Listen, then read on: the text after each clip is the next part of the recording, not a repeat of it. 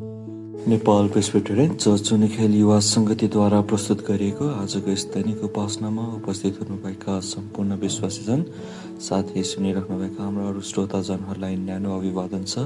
साथै हाम्रो मुक्तिदाता प्रभु येशू क्रिस्टको नाममा जय मसीह। र आज हामी 2025 सकाएर आज हामी 2026मा हिँड्दैछौँ र फेरि पनि यो नयाँ दिन यो आजको नयाँ वर्षमा 2026 सालको नयाँ वर्षमा तपाईहरु सबैजनालाई मेरो तर्फबाट फेरि पनि शुभकामना छ। र आजको उपासना मैले आजकै यो नयाँ वर्ष सँग सम्बन्धित रहेर नै मैले आजको सन्देश तयार गरेको छु। र आज हामी यर्मिया 51 अध्यायको 11 पदलाई हेर्नेछौँ, जहाँ यसो लेखेको छ, काँड तिखार, ढालहरू ल्याऊ, परमप्रभुले मादीहरूका राजाहरूलाई सुड्याउनु भएको छ, किनभने बेबिलोनलाई नाश गर्नु नै उहाँको अभिप्राय छ। परमप्रभुले बदला लिनुहुनेछ, आफ्नो मन्दिरको निम्ति बदला। यर्मियाको पुस्तकको यो अध्याय 51 अध्यायले बेबिलोनमाथि आउने पतन र विनाशको बारेमा बताउँछ।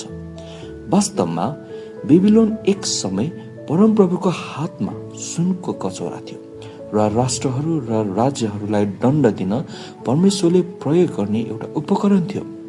परमेश्वरले बेबिलोनलाई एउटा ठाउँको रूपमा रोज्नु भएको थियो, जहाँ इजरायलीहरूलाई अनुशासित र तिनीहरूको भ्रष्टाचारबाट शुद्ध गराउन रोजिएको थियो।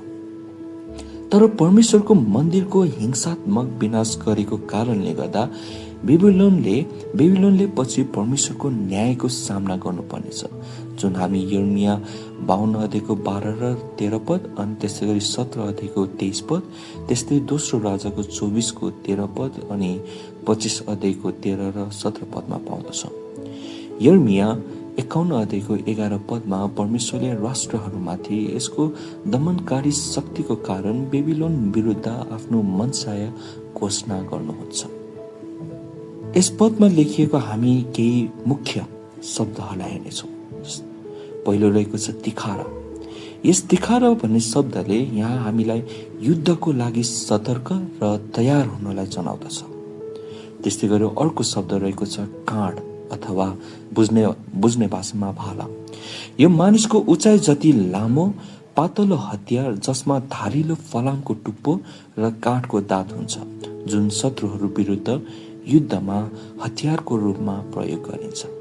त्यस्तै गरी तेस्रो शब्द छ लिनोस, अथवा यसलाई अंग्रेजीबाट यसलाई अंग्रेजी बाइबलबाट नेपालीमा उल्टा गर्दाखेरि अझ के शब्द पाउनुहुन्छ भन्दाखेरि यसलाई चाहिँ यहाँ ड्रिड भएर लिनु, जसको अर्थ के हो भन्दाखेरि ठूला कठिनाइहरूको बीचमा पनि कुनै पनि पीडालाई हल्का रूपमा नलिई दृढ र अटल रहनु हो।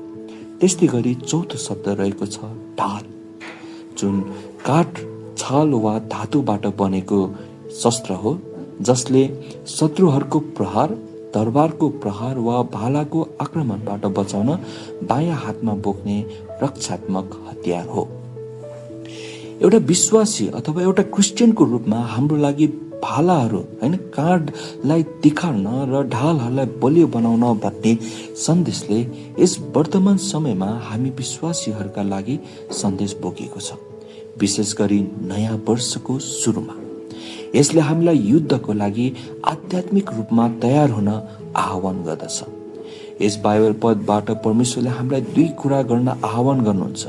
पहिलो कुरा रहेको छ भालाहरूलाई तिखार्नुहोस् अथवा काँडलाई तिखार्नुहोस्।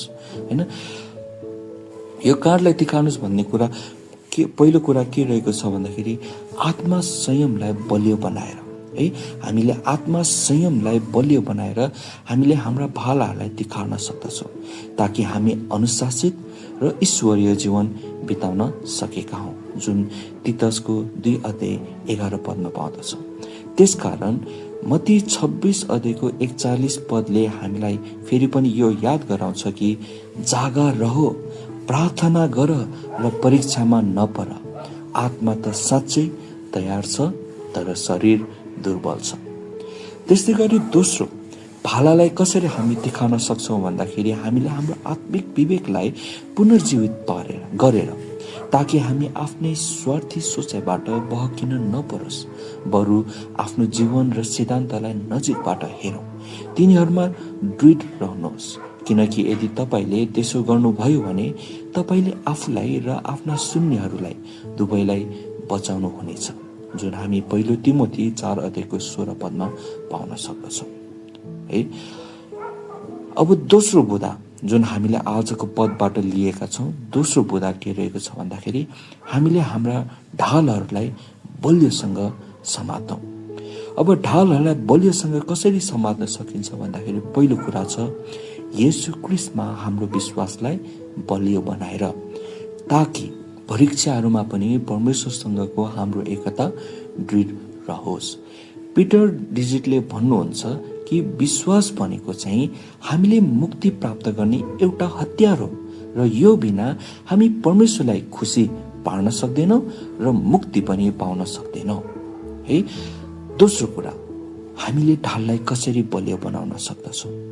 प्रार्थनाको जीवन बिताएर, ताकि जब हामी नम्रताको साथ परमेश्वरको नजिक जान्छौँ र उहाँको अनुहार खोज्छौँ, हाम्रो दैनिक आध्यात्मिक युद्धमा उहाँले नै तिमीहरूलाई फेरि नयाँ पार्नुहुनेछ, स्थिर गर्नुहुनेछ र शक्तिशाली पार्नुहुनेछ। ढालहरूलाई बलियोसँग समात्नुहोस्। तेस्रो कुरा, विवेक र ईश्वरीय समझमा हिँडेर र यसो गर्नाले भित्री परिपक्वता सबै कुरामा कार्य र आचरण मार्फत प्रतिबिम्बित हुँदछ। सबै कुरामा असल कामको नमुना भई तिमीले आफूलाई देखाऊ र तिम्रो शिक्षामा इमानदारी, गम्भीरता र कसैले निन्दा गर्न नपाउने ठिक बोली होस्, ताकि हामी विरुद्धमा खराबी बोल्ने कुरा केही नभएकोले हाम्रो विरोधी शर्ममा परोस्, जुन हामी तीतसको 2:7 र 8 पाउँदछौँ। यसै कारण मेरा प्रिय विश्वासी जनहरू, आजको यस नयाँ वर्षमा, यो नयाँ वर्षको सुरुमा परमेश्वरले हामी सबै विश्वासीहरूलाई, हामी प्रत्येकलाई प्रार्थना मार्फत विश्वासमा दृढ रहन ठुलो जिम्मेवारी लिन आह्वान गर्नुहुन्छ र सँगसँगै हामी सबैजनालाई फेरि पनि यो पदबाट परमेश्वरले हामी सबैजनालाई बोलाइराख्नु भएको छ। आफ्नो काँधलाई तिखारा र ढालहरू ल्याऊ। हुन्छ त आजको यस नयाँ वर्षको यस नयाँ दिनमा तपाईँहरूको दिन शुभ रहेकोस् र फेरि पनि तपाईँ सबैजनालाई नयाँ वर्षको शुभकामना छ। परमेश्वरले तपाईँहरूको जीवनमा आशिष दिनुभएको होस्। परमेश्वरको महिमाको लागि आमेन।